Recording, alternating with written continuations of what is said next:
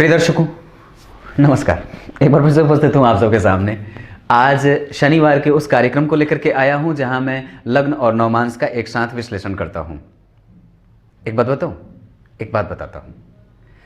जो कुपंथी है, जिसको धर्म का ज्ञान नहीं है, जो झूठा है, व्याभिचारी है, जो अपने से ही झूठ बोलता है और जो अकर्मण्य बना हुआ है, उसको धर्म के मार्ग पर लाना बड़ा कठिन होता है। और जो गलत रास्तों पे जा रहा है और नित्य निरंतर उसी के रास्ते पे जा रहा है, भटका हुआ है, जो वास्तव में अपनी स्थिति नहीं समझ रहा है, उसको सत्य और सत्य के पथ पे लाना बड़ा कठिन होता है। उसको आप जो भी समझाएंगे ना, उसमें अपनी एक नई तर्क को डाल देता है। और बहानेबाजी तो कोई उससे सीखे। कहने का मतलब है क्या कि धर्म का पथ और अधर्म का पथ, इन दोनों के आकर्षण में अधर्म में आकर्षण ज्यादा है और धर्म में आकर्षण होती है कम, क्योंकि सबके भाग्य में नहीं होता है धर्म से जुड़ करके धर्म का काम करना। बस इतनी सी बात है। तो सोच लीजिए, आप कितने भाग्यशाली अपने आप को मानते हैं। धर्म से जुड़ना, धर्म का काम करना और ईश्वर की आराधना करना, उसके मंत्रों का जप करना। कल मेरी किसी से बात हो रही थी, थोड़ी बात आपको बता देता हूं। ये कुंडली भी देखूंगा, थोड़ा बता देता हूं, रुक के जाइए। कल मेरी किसी से बात हो रही थी। उन्होंने कहा कि मेरी बेटी जो है वो किसी दूसरे के चक्कर में पड़ गई है और अपना पढ़ाई भी बर्बाद कर रही है, और आपने जो उपाय बताया है मंत्रों का वो भी नहीं कर रही है, और पता नहीं क्या क्या, वो सारी चीजें। मैंने कहा अभी उसके बिगड़ने का काल चल रहा है और अभी वो नहीं मानेगी। तो जब उनसे बात करेंगे आप, जब उसके बारे में बात करेंगे, तो वो व्यक्ति बोलेगा नहीं मैं मन से मानता हूं, नहीं मैं ये नहीं करता, नहीं मैं वो नहीं करता, मैं मंदिर नहीं जाता, हृदय में भगवान है। मन से मानना चाहिए, कोई दिखाना नहीं होता है। मंत्र जप करने से क्या होता है, कर्म करना होता है। बेवकूफों, ऐसा नहीं होता है। बेवकूफों, नहीं होता है। ईश्वर की आराधना और ईश्वर के और धर्म के पथ पर चढ़ने का सबसे पहला सोपान, ईश्वर के पाने का सबसे पहला सोपान, ईश्वर के निकट जाने का सबसे पहला सोपान देव मूर्ति में उसको देखना है।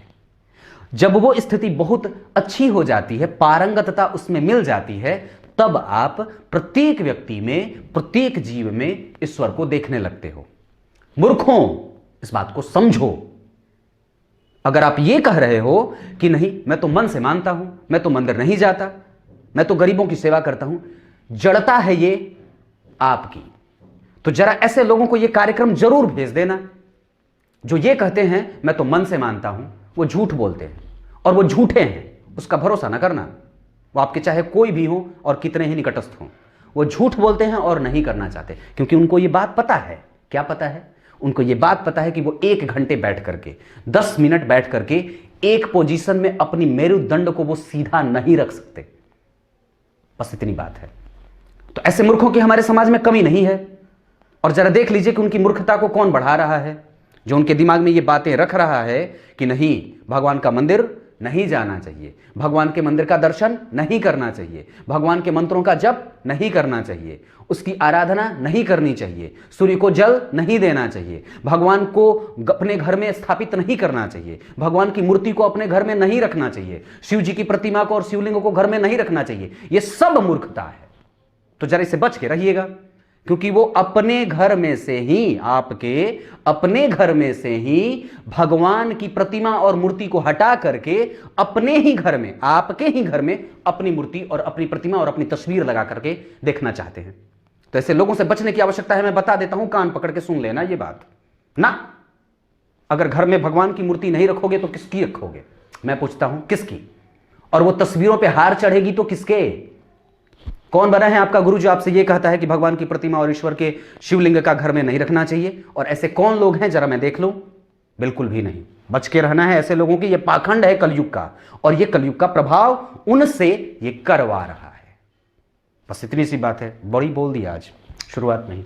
शुरू करते हैं। ये यहां पे लेके आता हूं। जातिका ने सवाल पूछे हैं, ठंडा हो जाऊं थोड़ा, कि दाम्पत्य कैसा रहेगा, बता देता हूं। इधर आइए। यहां पे देखिए, सुख भाव का अधिपति सूर्य है और वो जा करके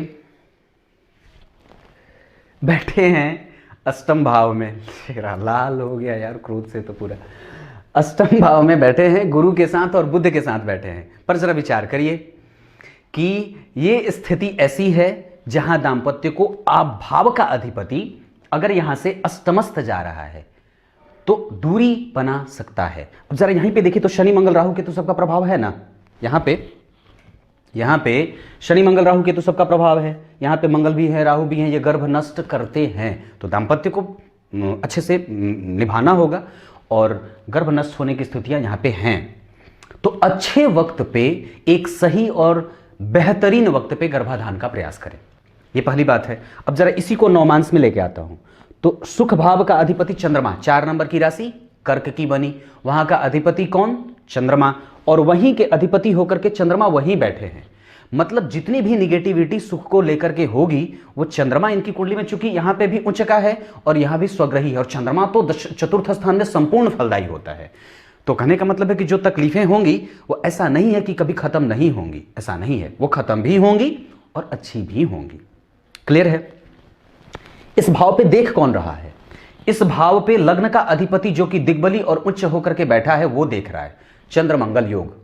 यहां पे भी धन की स्थिति कमजोर नहीं थी और व्यक्ति का पति कारगर है, कमजोर नहीं है, मजबूत है और काम करने वाला है। अब जरा नौमांस कुंडली में सुख भाव को देखिए तो शुक्र की राशि बनी, ये शुभ ग्रह की राशि बनी, और वो शुक्र धन भाव का संबंध बना रहे हैं, बुध के साथ बैठे हैं जो कि जन्म कुंडली का पराक्रमेश है। यहां भी चंद्रमा पराक्रमेश होकर के लग्न में बैठे थे, लग्नेश के साथ उनका संबंध बन रहा था। यहां पे भी अगर देखता हूं तो मंगल और बुध का संबंध या जन्म कुंडली में पराक्रमेश जो बुध बनते हैं वो सप्तम भाव के अधिपति के साथ जाकर के अष्टम भाव में बैठे हैं। दाम्पत्य में आने के बाद सुख की स्थिति और भी ज्यादा अच्छी होगी। पर हां, एक बात जरूर कहूंगा कि हो सकता है शायद कि अगर अच्छे समय पे गर्भाधान का प्रयास ना किया जाए तो गर्भ नष्ट होने की संभावना भी है। तो जब भी गर्भाधान करें तो उसको संस्कार से युक्त होकर के करें।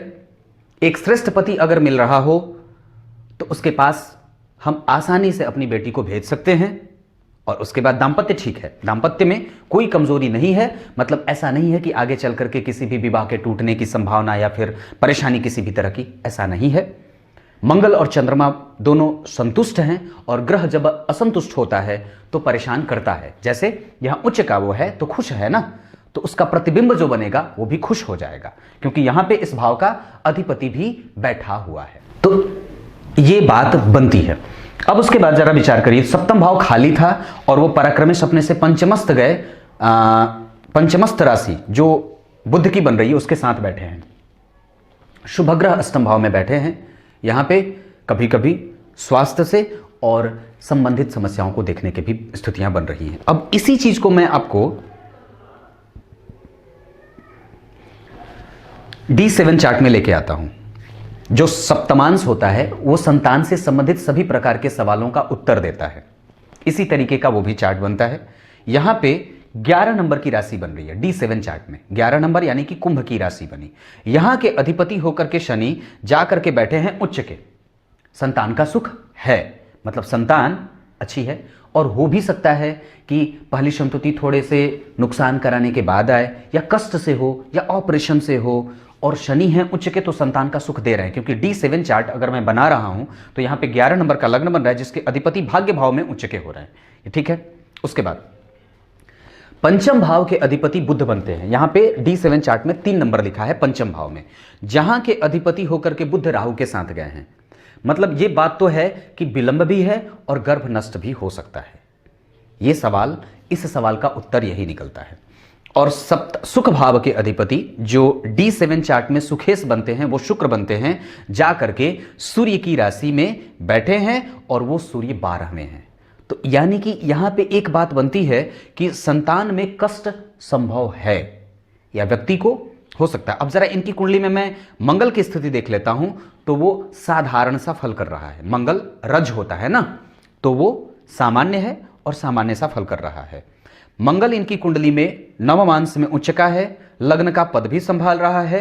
व्यक्ति के पास इतनी क्षमता होगी कि वो किसी भी प्रकार के कष्टों से निकल करके अपने आप को मजबूत करे। व्यक्ति के तीसरे सवाल के रूप में अगर मैं देखता हूं तो इन्होंने पूछी थी बात कि सीए वगैरह के लिए, तो निस्संदेह आपकी कुंडली में चंद्रमा उच्च का है, बुध की राशि पंचम भाव में बन रही है, वो जन्म कुंडली में रिसर्च आदि और फिर कई ऐसे क्षेत्र गुरु के साथ बैठा है तो व्यक्ति को विद्वान बनाएगा, विदुषी बना देगा। और सूर्य भी है तो आत्मविश्वास भी है, व्यक्ति के पास सुख भी है उस काम को लेकर के। और अभी दशा में भी चंद्रमा चल रहे हैं जो कि 2022 के चौथे महीने तक चलने वाले हैं। मतलब यह दशा आपको सफलता भी दे सकती है, आपके पराक्रम का फल भी दे सकती है, और जो मेहनत व्यक्ति जिस क्षेत्र में कर रहा है उसमें सफलता मिलने के योग भी बन रहे हैं।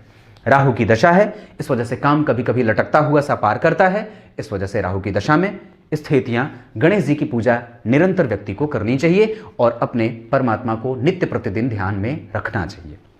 आगे इनके बाद गुरु की दशा आएगी और गुरु इनकी कुंडली में बनते हैं अष्टम भाव के अधिपति, अष्टम भाव में बैठे हैं। इस परेशानी आने के बावजूद वो खत्म भी होगी। जो विपरीत परिस्थिति होगी वो स्वास्थ्य में पेट से संबंधित समस्या, पेट के ऑपरेशन आदि की समस्याओं से हो सकता है कि व्यक्ति को जूझना पड़े, ये बात बनती है। पर अभी अगर ऑपरेशन कराएंगे तो निस्संदेह ये दशा अच्छी जा रही है, इसके सुखद परिणाम देखने को मिलेंगे और व्यक्ति का स्वास्थ्य निरंतर ठीक भी होता रहेगा, क्योंकि मैंने प्रश्न कुंडली भी अभी देखी है। अब आगे बताता हूं बात कि जन्म कुंडली में चंद्रमा और सूर्य की जो दशा बीतेगी वो जातक के ऊपर से मेहनत कराने वाली, माइलस्टोन साबित होने वाली और पराक्रमी भी बनाएगी। पर बाकी के जितने भी ग्रह हैं जैसे मंगल, शनि, राहु, केतु, बुध, शुक्र और गुरु, इनकी दशाएं व्यक्ति के जीवन में सामान्य से बेहतर और स्मूथ जाने वाली हैं। मंगल, चंद्रमा और सूर्य, इनकी जो दशाएं हैं वो व्यक्ति को मेहनत ज़्यादा करवाएंगी और सफलता भी ज़्यादा देंगी। अब ये बात यहां तक समझ में आ गई होगी। अब क्या बताऊं, ये स्मूथ रीडिंग इसे कहते हैं, जहां सिर्फ मुद्दे की बात करना। मतलब सुखेश, सुख में लग्न का अधिपति उच्च का और सप्तम का अधिपति अष्टम में गया है, और यहां पे सप्तम का अधिपति मंगल जन्म कुंडली में पंचम के राहु के साथ बैठे हैं। बोलना नहीं है, बहस और बयानबाजी बिल्कुल भी नहीं, ये आपके दाम्पत्य को और भी अच्छा बना देगा। मैं एक बात बताऊं, मंगल का जब संबंध बने और पंचम भाव से, तो कई बार बहुत अच्छे तरीके से सामने वाले को वक्त दे करके समझ लेना चाहिए, अपने पति को और अपने जिसके साथ भी संबंध आपके बन रहे हो या जिसके साथ भी रिश्ता कायम करने जा रहे हैं उसको अच्छे तरीके से समझ लेना चाहिए। कई बार उसमें हो सकता है कि शनि मंगल राहु का प्रभाव है, इस वजह से सारी चीजें उनको ये बता दीजिए कि पंचम भाव में जब मंगल राहु होता है तो एक दौर ऐसा भी आएगा जहां हो सकता है कि थोड़ी सी उठापटक वाली स्थिति हो या थोड़ी सी ऊपर में गुंजाइश करनी पड़े। तो उस समय आप लोगों को धैर्य की आवश्यकता भी पड़ेगी और सामने वाले को समझने की आवश्यकता भी पड़ेगी। एक दूसरे के साथ अगर थाम करके आगे चलेंगे दामन एक दूसरे का, तो निसंदेह जीवन की यात्रा बेहतरीन है। क्योंकि इस कुंडली में धन की समस्या नहीं है, आर्थिक तौर पे ये कुंडली कभी कमजोर नहीं है, सुख के लिए ये कुंडली कभी भटकेगी नहीं। अगर कोई कष्ट कहीं से आएगा तो वो सामने वाले के तरफ से ही आएगा, जिसको कि ये बात अच्छे से समझनी चाहिए। क्योंकि जिम्मेदारी संभालना बड़ी आसान काम नहीं होता है। कुछ इसी तरीके से आज के कार्यक्रम का समापन करते हैं, तब तक के लिए इजाजत दीजिए।